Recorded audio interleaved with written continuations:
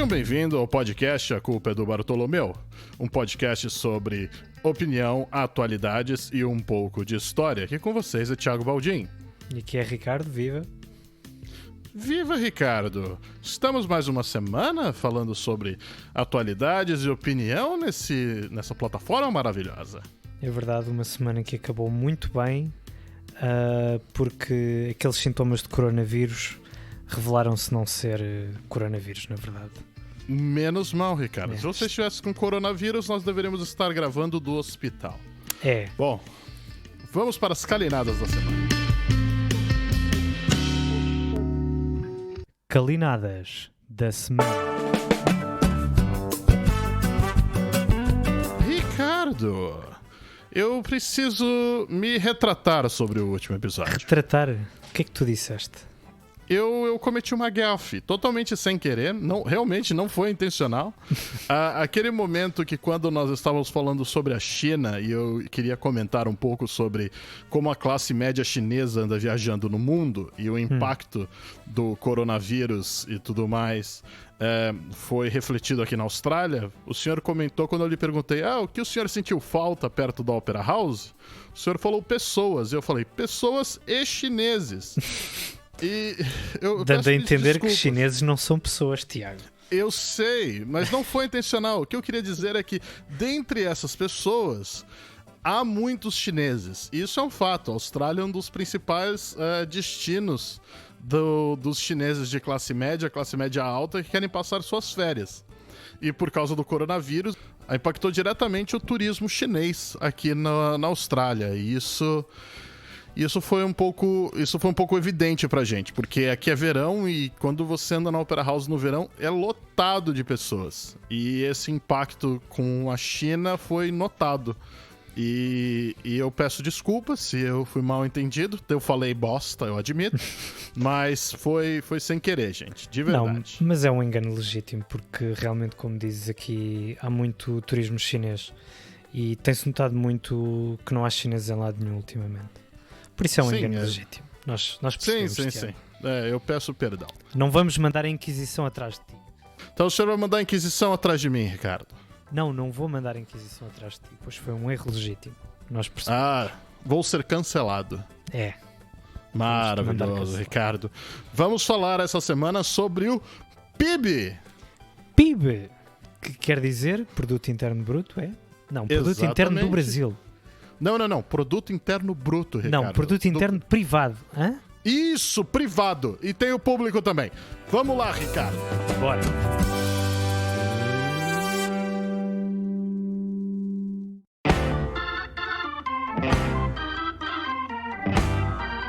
Ricardo. Meu grande amigo Ricardo. Essa semana nós vamos falar de algo muito especial de novo. A Secom aprontou uma delas de novo. Então o que é que a Secom fez desta vez? Bom, Ricardo, como a gente fez a brincadeirinha no bloco anterior, essa semana, a semana que passou, um dia depois que a gente lançou o podcast na semana passada, foi lançado o PIB revisado do Brasil. O Brasil, pelo terceiro ano seguido, cresce um pouco mais de 1%. E isso é um sério problema, porque quando Jair Bolsonaro assumiu o Planalto, haviam várias perspectivas de crescimento, 2,5%, aí caiu para 2%, aí caiu para 1,5%. E no começo do ano eles estavam até falando que era bom 1,4%, eu estava falando 1,4% é uma bosta, mas ninguém me ouvia. E agora tá 1,1%. E esse 1,1%, que é um resultado extremamente ruim, a Secom tentou dar uma disfarçada e dizer que não é ruim, é muito bom, Ricardo. Portanto, 2019 foi o primeiro ano do governo do Jair Bolsonaro, certo? Exatamente. Posse a 1 de janeiro. Ele assumiu isso. Portanto, para bem ou para mal, todo o resultado do PIB deste ano é resultado, vamos dizer, da ação governativa de Bolsonaro. Certo? Sim, eu concordo, eu tenho ainda umas ressalvas, porque muitas coisas deste ano 2019 que passou é reflexo de ações do governo anterior, como qualquer governo que assume novo, A gente diz que metade do que acontece é do... Eu digo, né? Não a gente. Eu digo que metade do que acontece é responsabilidade do governo anterior e outra metade é do governo atual. E aí a gente pensa que pelo Bolsonaro ter entregue um PIB no mesmo tamanho que o Temer entregou do ano anterior de 2018, eu gosto de botar muitas responsabilidades nas costas do seu Jair aí. E do seu ministro da Economia, Paulo Guedes? E aquele homem maravilhoso. Não é? Ah, meu Deus. Ele promete o universo. Ele é tipo aquele galanteador cheio da grana com seus 60 anos que vai te prometer tudo. Vai te prometer carros, casas e tudo mais. E quando você vê, ele roubou seu dinheiro e sumiu. Né? Porque ele promete muita coisa e não entrega nada, né? E aí ele, na verdade, o que ele tá fazendo é tentando te enrolar. E ele, no final, só quer te comer. Mas eu lembro-me de... Este episódio vai ser muito interessante para mim porque eu lembro-me de ouvir falar de Paulo Guedes como um mago, um mágico das finanças, vindo da escola de Chicago dos neoliberais. Por isso, vou querer muito saber como é que um neoliberal conseguiu um crescimento de 1,1%. Maravilhoso, Ricardo. Bom, primeiro, antes da gente chegar para esse caminho, eu acho que é melhor a gente explicar para os nossos ouvintes o que é o PIB, né? E como o PIB funciona. O que o senhor acha?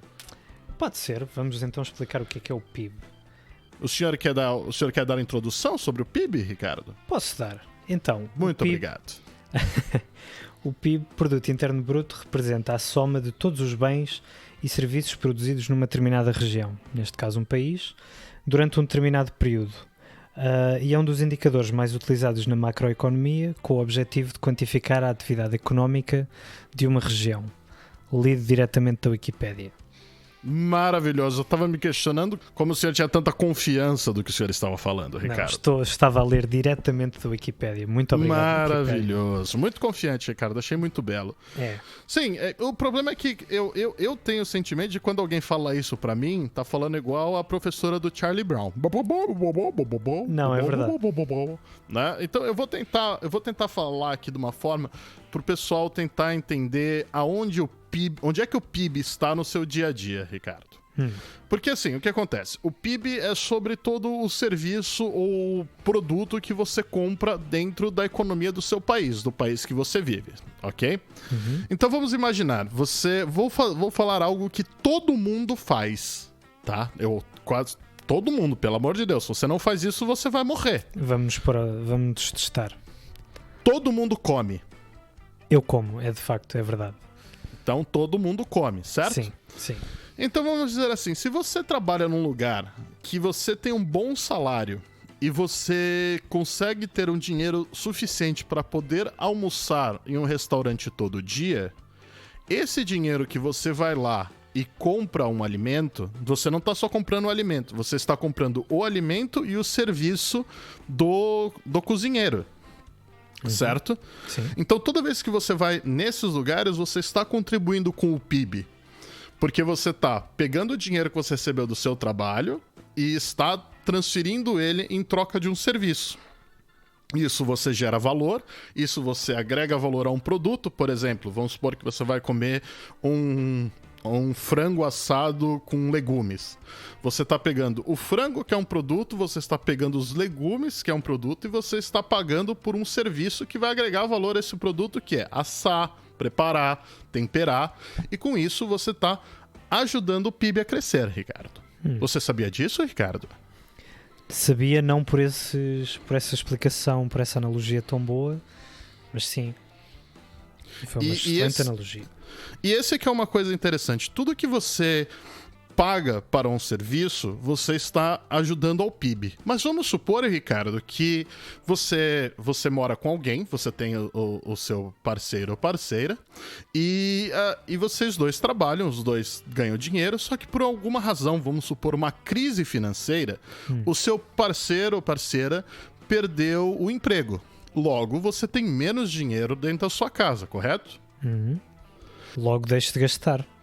Exato, e uma das coisas que muita gente começa a economizar é com esses almoços.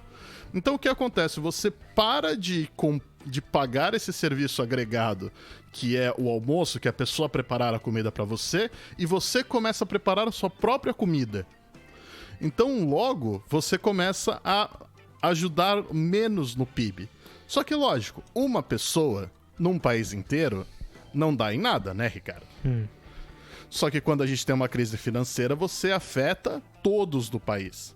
Então, imagina, de um dia pra noite, 10 milhões de pessoas deixam de comprar comida em restaurante. Isso gera um impacto no PIB, diretamente. Sim, porque esse dinheiro deixa de circular na economia. Exato, mas você ainda tá se alimentando, você tá fazendo algo que você precisa, então você tá parando de contratar esse serviço. Isso tem vários exemplos. Por exemplo, uma pessoa com muito dinheiro que contrata uma babá para cuidar da criança. E aí, por alguma razão, a criança tá ali, a criança não vai deixar de existir, certo? Alguém tem que cuidar da criança, a família contrata uma babá. Só que o dinheiro aperta, o dinheiro encolhe no poder de compra da família e fala, não, a gente não precisa mais de uma babá, a gente mesmo vai cuidar da criança. Isso também é outra forma, que é um serviço, é um trabalho que tem que ser feito por razões de crise financeira. Você acaba diminuindo a sua influência no crescimento do PIB. E é isso que basicamente está acontecendo no Brasil, que é isso que muita gente bate na tecla, que o consumo não aumenta no Brasil. Se o consumo não aumenta, você não tem como o PIB crescer. É simples assim. Mas o consumo pode aumentar porque há mais serviços disponíveis, porque a população tem mais renda disponível. Pode ser de várias formas, certo?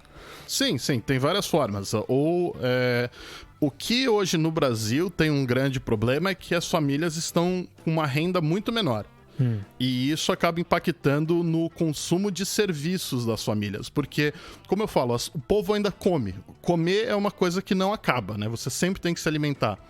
Então, esse é o melhor exemplo que eu pensei. Porque antes você pagava um serviço que a pessoa comprava a comida pra você, preparava e entrega pra você num prato.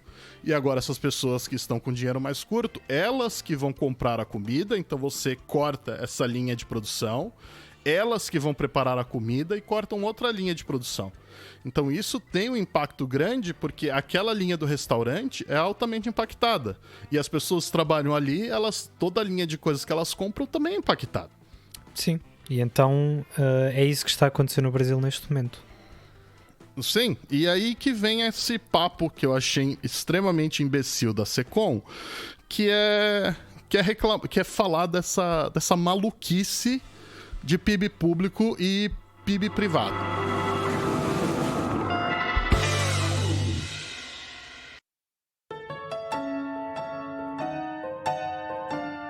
Vamos imaginar uma coisa, Ricardo. Se eu tenho um restaurante... Não, eu não. Você, Ricardo. Você abriu um restaurante de comida portuguesa no Brasil. Vou ter uma padaria. Oh, meu Deus, Ricardo. Qual vai ser a especialidade da sua padaria? Não sei. Porque nós já discutimos isto, e agora sendo aqui um pouco fora do assunto, que padarias em Portugal e padarias no Brasil têm significados distintos. Porque uma padaria... é verdade. Uma padaria em Portugal é só um sítio que vende pão e um ou outro bolo. Enquanto que padaria no Brasil é um pouco diferente, certo? A padaria de São Paulo vende tudo, você almoça, você toma café. Pronto, você então tem tudo ali. É uma dessas que eu vou ter. Tenho uma padaria. Maravilhoso. E com pastéisinhos de Belém. Isso tudo. Maravilhoso, Ricardo. Então, eu tenho uma padaria. O senhor tem uma padaria, certo? Sim. E aí essa padaria, você arranjou um ponto muito bom para abrir essa padaria lá na Avenida Paulista. Já ouviu falar da Avenida Paulista, Ricardo? Já, sim, senhor. É aí que é o desfile de carnaval? Não. Ali onde é que é a parada gay. Peço desculpa. Mas Confundi. Tudo bem. É quase a mesma coisa. É um monte de gente cheio de pena, todo mundo andando na rua, todo mundo bebendo e ficando muito louco. É quase igual. E...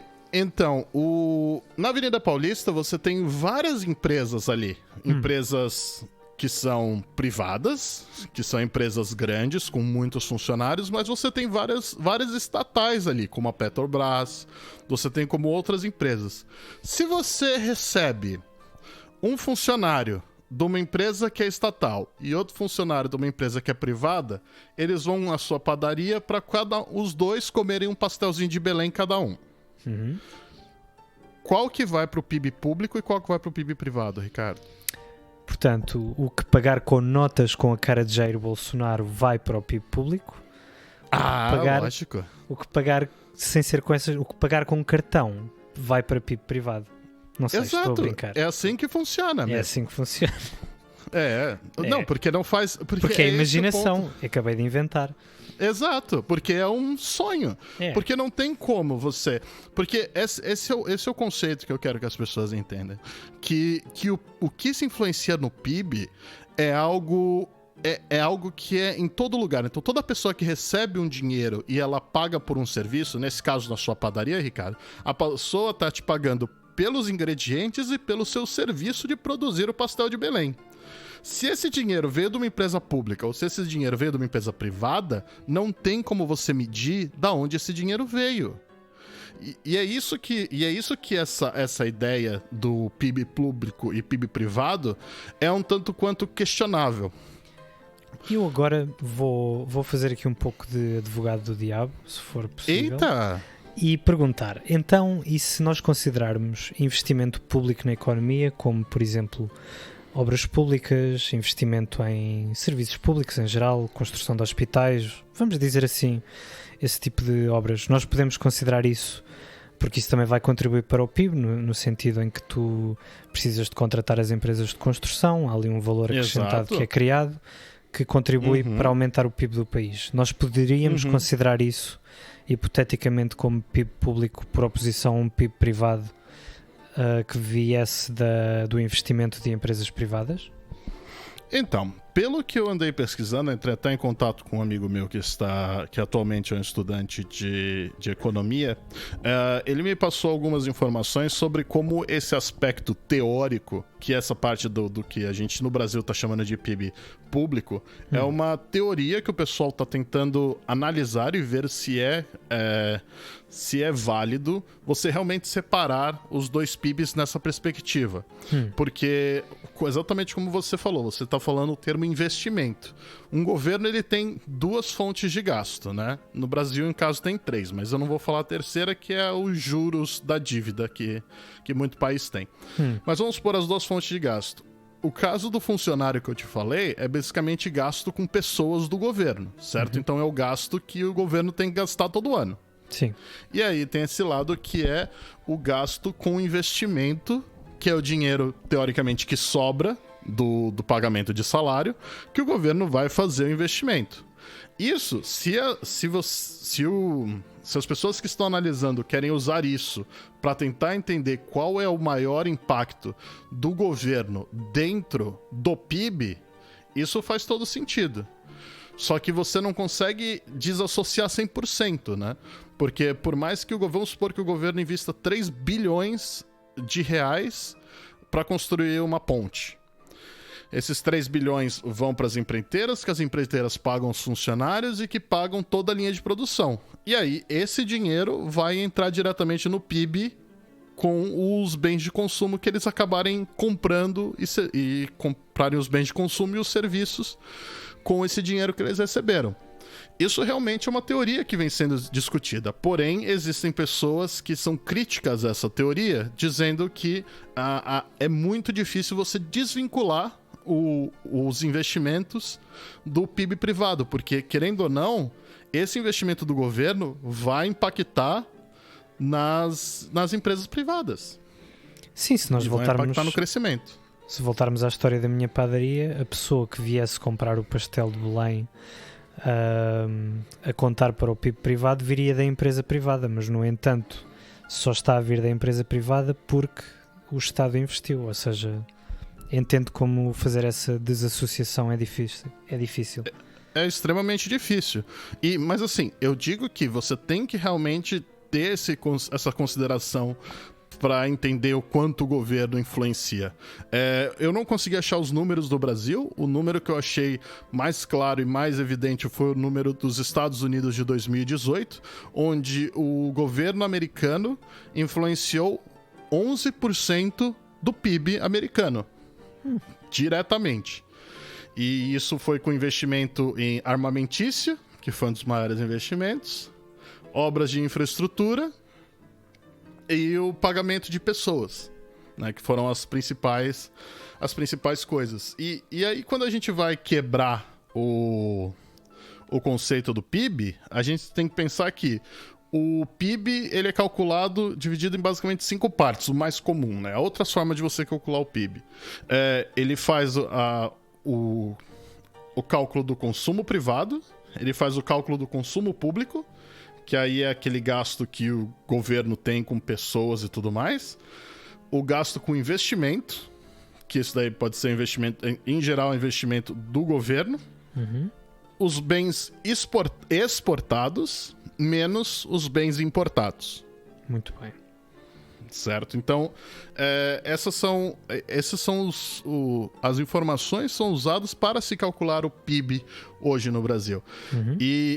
E aí que vem a minha raiva com a Secom, Ricardo.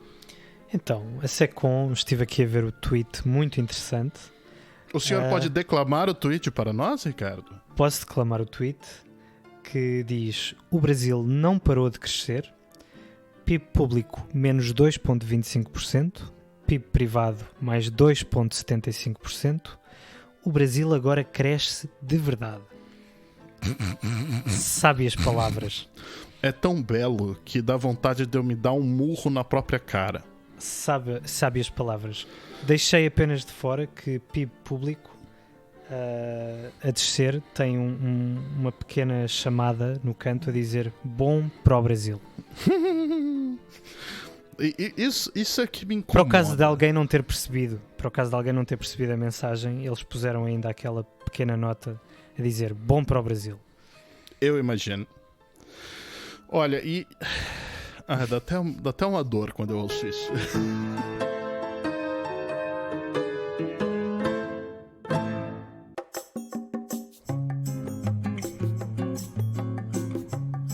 O que a Secom tá tentando fazer aí é uma coisa que, como eu trabalho com engenharia de dados, a gente chama espancar os números até eles falarem o que você quer. É isso que a Secom fez. Ela bateu nos números até falar o que eles querem. Mas aí que vem um ponto. Esse papo de falar que o PIB público baixo é bom para o Brasil, eu acho que é uma das maiores balelas que a Secom pode ter falado. Ou, assim, eu não sei se eles falaram isso por ignorância ou por canalice. Eu vou dar o benefício da dúvida para a Secom. Mas primeiro eu quero explicar por que esse número é tão baixo, Ricardo. Então. É assim, lembra como eu falei que uma coisa que impacta no PIB quando o país está em crise ou o país tem algum problema, por exemplo, alto desemprego, isso quer dizer que as pessoas costumam segurar mais o dinheiro e pagar menos por serviço.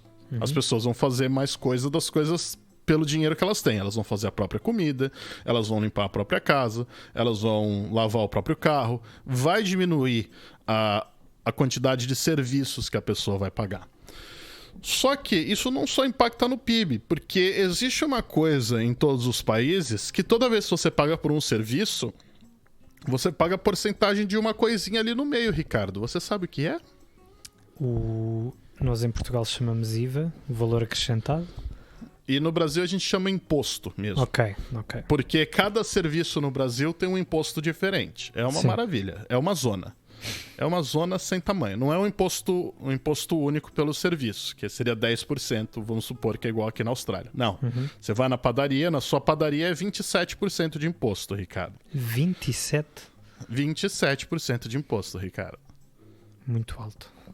Ah, vá. E você reclamando dos impostos em Portugal. É verdade. Ricardo. Eu acho que o imposto mais alto em Portugal, a taxa mais elevada, são 23%. E no Brasil, a taxa mais elevada que a gente tem, eu acho que é para álcool importado, eu acho que é 150% do valor. Não tenho certeza. Eu procuro isso daí direito.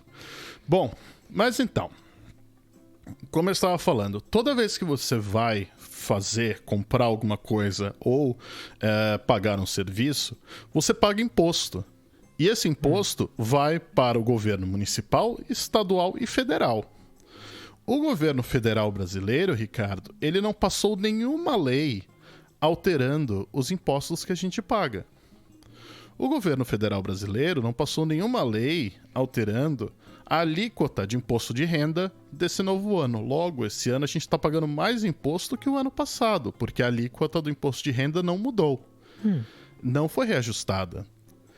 E então, logo, o nosso querido Brasil Varonil, o nosso governo brasileiro, ele acabou arrecadando menos ano passado do que ele deveria arrecadar, porque nós temos mais de 11% de desemprego. Nós temos muitas pessoas na informalidade. Quando uma pessoa está na informalidade, ela arrecada menos para o Estado. E aí o governo não tem nenhuma política de redução de imposto. O governo teve um déficit de praticamente 90 bilhões de reais ano passado.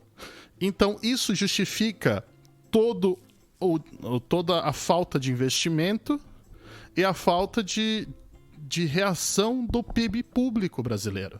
Porque quando você arrecada o dinheiro, você não torra o dinheiro. O pessoal acha que o governo, quando paga alguma coisa, ele pega o dinheiro e joga num forno e o dinheiro queima. Não é assim que funciona. Tem uma galera que enfia a porra de um monte de mala cheia de dinheiro em um lugar, e isso é um problema. Isso é um dinheiro que não vai pro PIB brasileiro. Mas se o governo paga e investe, isso vai pro PIB e isso ajuda o país a crescer. Logo, esse PIB público baixo é porque o governo não arrecadou, é porque o governo não tem dinheiro e é porque o governo não consegue pagar as próprias contas e não consegue reinvestir no próprio país. Logo, esse PIB público baixo não é bom para o Brasil. A Secom está falando uma besteira. Está falando uma besteira claramente. Mas então isto não cabe naquela teoria liberal que eu suponho que o Paulo Guedes subscreva, de o Estado ter uma participação o mais pequena possível na economia? Ou seja, não podemos dizer que isto era exatamente o que eles queriam? Bom, eu imagino que você recebeu muitas informações sobre o Paulo Guedes em Portugal, né, Ricardo? Algumas, sim. Você viu que ele era aquele Chicago Boy. Sim, exatamente. Você sabia que ele trabalhou com o Pinochet, Ricardo? Ouvi dizer, sim. Ele trabalhou com o sistema, ele ajudou a criar o sistema previdenciário chileno. Esse que tá quebrando. É, esse mesmo. Bom, mas o que... Eu entendo que o que o Paulo Guedes queria fazer é realmente reduzir o Estado. Reduzir os gastos do Brasil. Só que para você reduzir isso, você tem que passar leis para isso. Você tem que passar um monte de coisa para você conseguir fazer essa redução por lei. Ricardo, não foi passado nada disso no Congresso. Não tem nenhuma justificativa de lei alguma que reduza o Estado brasileiro. O que eles queriam fazer para ter essa redução é uma lei que é a lei da reforma administrativa, que vai permitir o Estado, o governo que estiver no poder, conseguir reduzir o Estado de formas legais. Hoje em dia isso não existe. Hoje em dia não tem nada.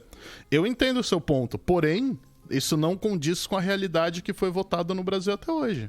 Ok, entendo. Não. Pois, porque normalmente esse tipo de políticas estão associadas a legislação que, por exemplo, faça reformas no sistema previdencial, de aposentadoria, que permita reduzir custos aí, que permita reduzir o número de cargos no Estado, que também é outra forma muito fácil de cortar no investimento, entre aspas, do Estado na economia. Mas nada disso foi feito então. Não, somente a reforma previdenciária foi feita e, assim, a reforma previdenciária é um pouco mais profunda do que só essa ideia neoliberal ou liberal que o Paulo Guedes traz. O que aconteceu é quando o Luiz Inácio Lula da Silva assumiu a presidência do país, no seu primeiro ano de governo, ele passou uma reforma da Previdência no Brasil. Porque o nosso sistema previdenciário já naquela época ia ter problema. Só que a reforma não foi aquela reforma que ia solucionar o problema. Naquela época, já se sabia que em 10 ou 15 anos era para ser necessária uma nova reforma da Previdência. A Dilma tentou empurrar reformas da Previdência na época dela. Tentou passar coisas novas e tudo mais. Isso vem da época da Dilma Rousseff, veio do Temer, e a que foi passada ano passado é basicamente a base da reforma da Previdência do Temer, antes do Bolsonaro assumir. E o que realmente iria impactar nessa parte econômica seria realmente essa reforma administrativa e a reforma tributária que estão tentando empurrar. Que a reforma tributária iria simplificar muitos impostos que a gente tem. Só que nada disso aconteceu. Nada disso aconteceu para justificar essa redução do Estado, entendeu? E é previsível que isso venha a acontecer num futuro próximo? Bom, de alguma forma? A reforma administrativa, Paulo Guedes falou que ele tem 15 semanas para resolver o Brasil. 15 semanas? E o Paulo Guedes, Ricardo, porque, olha, ele foi vendido na época como a salvação do Brasil. Eu conheço pessoas, não sei se elas estão me ouvindo, mas eu conheço pessoas que falaram assim: eu não tô votando no Bolsonaro, eu tô votando no Paulo Guedes. Só que o senhor Paulo Guedes, ele é aquele cara que só viveu em mercado privado, né? Então, mercado privado, se você tem mais dinheiro, você aperta quem tem menos. É uma terra sem lei, é quem tem a arma maior, né? Pois. Só que na democracia é um pouco diferente, né, Ricardo? Na democracia você tem que saber negociar. Eu acho muito interessante quando se tentam transpor a forma de funcionamento de uma empresa para um Estado. Porque essa discussão também existiu durante muito tempo e ainda existe em Portugal, principalmente durante a crise, que era pôr o Estado a funcionar mais como uma empresa, como se fossem coisas comparáveis. Por isso acho sempre muito interessante essa discussão. Não, e não há comparação, porque na empresa é que o pessoal acha que o presidente da república ou o primeiro-ministro é igual um CEO de uma empresa que toma decisão por cima de todo mundo ou todo mundo tá demitido. Pois, mas não. E na verdade não é assim. Se você tem uma bancada que consegue segurar uma votação e impede que você consiga a maioria, acabou, você não consegue. Você tem que saber negociar, você tem que saber como você vai fazer para essa lei que vai impactar a vida de um monte de gente vai passar. Só que tem um monte de gente falando: toma lá da cá no Brasil, que é tipo, você dá cargo pra tal pessoa entrar. E o Bolsonaro falou que não ia fazer isso. Eu até acredito que daria para não fazer isso. Só que, como ele perdeu a base no Congresso, ele não consegue fazer nada. Ele não consegue fazer absolutamente nada. Ele não tem nem força pra falar assim: olha, você vota essa lei aqui pra mim, que eu te ajudo a você aprovar essa lei. É assim que funciona a negociação numa república. Você não precisa pagar ninguém. Você só negocia assim, vota essa reforma da Previdência pra mim, que o governo apoia essa medida que você quer pôr. E aí você negocia. Só que o governo não faz isso. Paulo Guedes não faz a menor ideia do que tá fazendo ali. Toda vez que o Paulo Guedes vai no Congresso, Ricardo, é maravilhoso. Ele arranja briga. Briga? Ele arranja briga no Congresso. Vou ter de ir ao YouTube. Eu vou ter que te mostrar o vídeo chamando um deputado chamando o Paulo Guedes de tchutchuca. Tchutchuca. Maravilhoso, Ricardo. Então, podemos prever que o Brasil se vai manter neste caminho de crescimentos curtos nos próximos anos? Eu acredito que esse ano vai ser ainda bem pior com esse do coronavírus. Você viu que começou a despencar o preço do petróleo. 10% da Bolsa de Valores brasileira é da Petrobras. Ouch. Isso quer dizer que se o valor do petróleo cai, a Petrobras perde grana, o Brasil perde mais grana ainda. E só pra colocar uma relação veloz, Ricardo, um pouco antes da Dilma ser impeachmentada, o valor do barril de petróleo tinha caído absurdamente. Eu acho que para quase $40 o valor do barril. E agora tá caindo de novo. Não sei o que tá acontecendo. Vamos ver o que vai acontecer, né? É esperar para ver. Bom, Ricardo, então qual conclusão nós podemos tirar disso daqui? Então, podemos tirar a conclusão que fazer uma distinção entre PIB público e privado pode-se argumentar que há de facto uma distinção no peso que o Estado tem na economia, mas que não é uma coisa assim tão simples, não é uma conta assim tão fácil como a SECOM fez fazer crer. Exato, e assim, quem quiser pesquisar sobre isso, vocês acham várias informações sobre como separar o PIB público do PIB privado, imagine 40 aspas nisso daí de novo, que realmente é uma forma de você analisar o dado do crescimento de um país. Mas como índice, que é o índice que o mundo olha, que é o índice que o mundo usa como relevante, é o PIB como um todo. Enquanto o Brasil não passar uma lei que realmente reduz o Estado, não pense que Jair Bolsonaro diminuindo o ministério diminui custo. Diminuir ministério não é demitir gente. Diminuir ministério é você pegar o ministério que foi cortado, dividir a pessoal para um lado e o pessoal para o outro. O custo continua o mesmo. Então, enquanto não houver leis que realmente tenham diminuição do Estado ou redução de impostos, esse papinho do PIB público aí e dizer que é bom é só balela. Isso é resultado de governo pífio e arrecadação ruim. É simples assim. É governo pífio que acha que tá tudo bem, mas tá tudo uma merda. Ainda tem muita gente desempregada e tem muita gente na informalidade, que isso impacta diretamente a arrecadação do governo. E se alguém vier falar de PIB público pra você, Ricardo, o senhor pode mandar essa pessoa tomar no cu.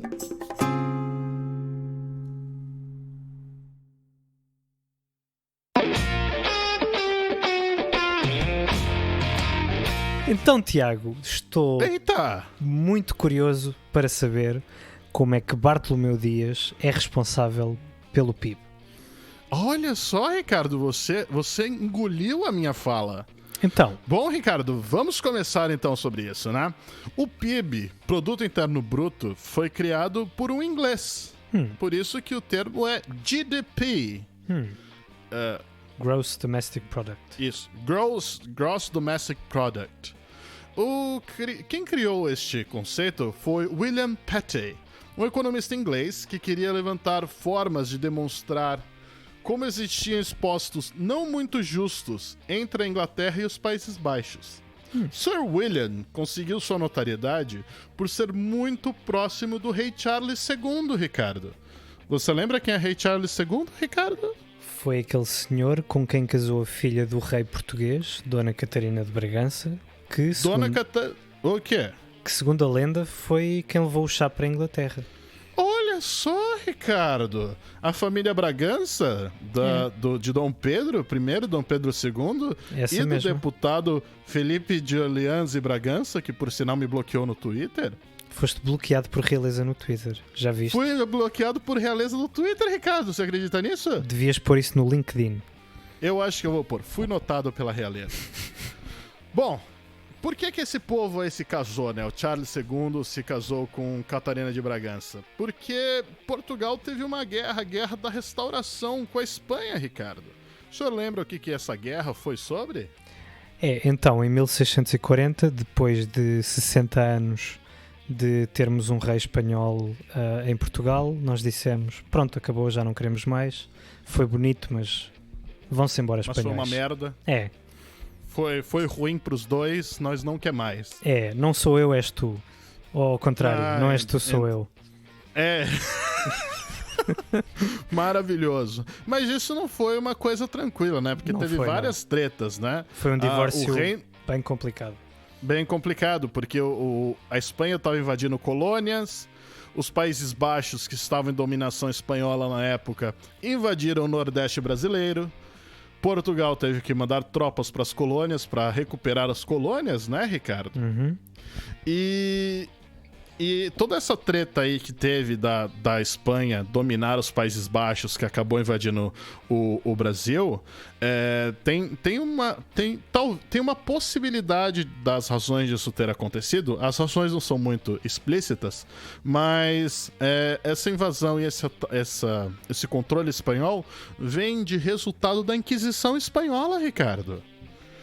A Inquisição Espanhola, que como os Países Baixos são protestantes, a Inquisição Espanhola resolveu dominar aquela região para tentar empurrar a influência espanhola e a influência católica. Acho muito E a Inquisição Espanhola, há também uma das hipóteses que aconteceu em reflexo da invasão do povo otomano, do Império Otomano, Ricardo.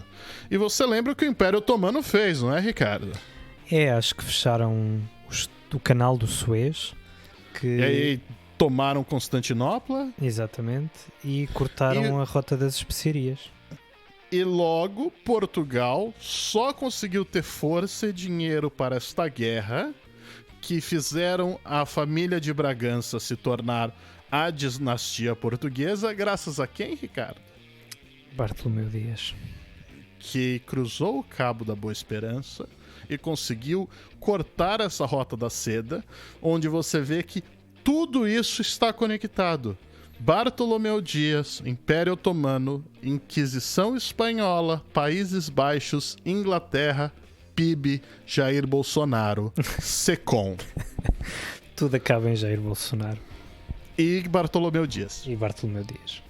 Maravilhoso, Ricardo. Eu só quero dar um último recado para quem está nos ouvindo. Por favor, nos sigam no Twitter. O senhor lembra o nosso Twitter, Ricardo? @QCU do Bartolomeu. Maravilhoso, Ricardo. Então ficamos por aqui. Tenha uma boa semana. Boa semana.